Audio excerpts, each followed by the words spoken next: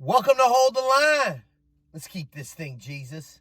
All day, every day, and day. Rooted to the tutor, Frisco to Maine, all the way back to Spain. That's worldwide. Let's glorify God's name. He's back. I called it. I told you. Pastor Lentz. It's come out. Many women are coming forward now. The lady that he just got caught with, she's been on Vanity Fair and done all kinds of interviews. And here comes the rest of these sack chasers is what I used to call them. And the truth is coming out, man. And what I really wanted to touch on is how when you're not under sound doctrine, if you're not under a biblical church like that's telling you about your sinful heart, the sovereignty of God, and dealing with your sin issues, and it's an emotional based church. If you have an emotional based church like Lentz runs, this is what happens. And it happens in the charismatic denomination and Pentecostal denomination all the time. Because it's emotion driven. It's a fleshly type of church. They don't preach sound doctrine. Lentz has came out before. And he said that Jesus accepts everybody and anybody. And it doesn't matter if you're a practicing homosexual or, and that's just a lie straight from the devil. And the truth is coming out on Lentz. I mean, the fruits that he bared, I seen his fruits a long time ago. And the fruits aren't off of a good tree. And the Bible's clear. A bad tree only produces bad fruit. A good tree produces good fruit.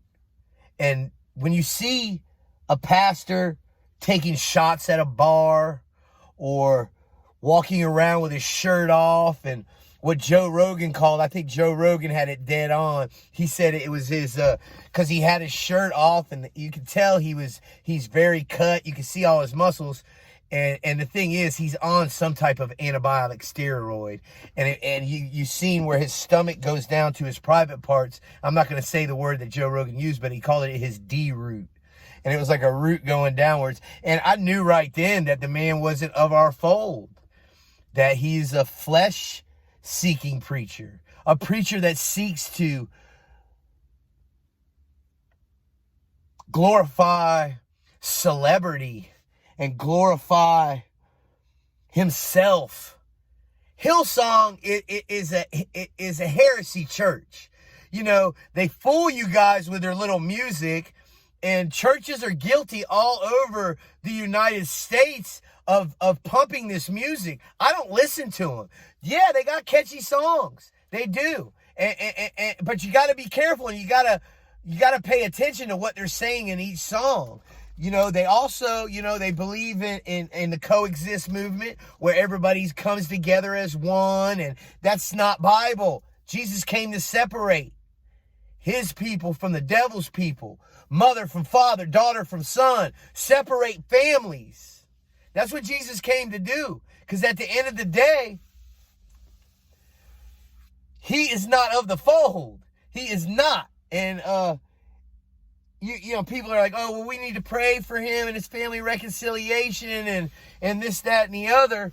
And yeah, go ahead and pray for him. But you haven't heard the last of this guy. He's going to use this controversy and drama to come out and start a ministry. He's going to line up. I'm going to go ahead and say it now. He's going to line up with either Furtick, T.D. Jakes, one of those prosperity type of preachers that are out there that go on instinct, feelings. Mark my words, he will be coming out and everybody will welcome him with open arms. What's supposed to go on with him right now is this man is supposed to step down and he's supposed to get under correct discipleship. And God can restore. God can restore him to his rightful place where he should be. But these prideful preachers, they don't want to take correction. They don't want to take correction. They don't want to receive it. They want to continue what they're doing. They don't want to stop, because when they get in front of these crowds, it comes down to self-worship. In the charismatic doctrine, a lot of these preachers are worshiped. They are worshiped. They put themselves up at the top of the pyramid scheme. And basically, they have an inner circle that's around them. You won't see him. You won't see the charismatic, the neo-charismatic type of preachers out fellowshipping with the congregation. He'll have his inner circle, and everything that comes to him will go through them. It's kind of like an insulation factor. And what it becomes is you're no longer serving God. Now you're serving a man. And I was guilty of this at one time when I wasn't under correct doctrine. And I know now why God brought me through that mess is for times just like this, to let people know that, man, the doctrine has to be sound. It has to be biblical. It has to line up. You can't add or subtract from the gospel. There's one gospel. It's Christ crucified. We're justified by, we're saved by grace, justified by faith alone, in Jesus alone, through Scripture alone. Hold the line. You.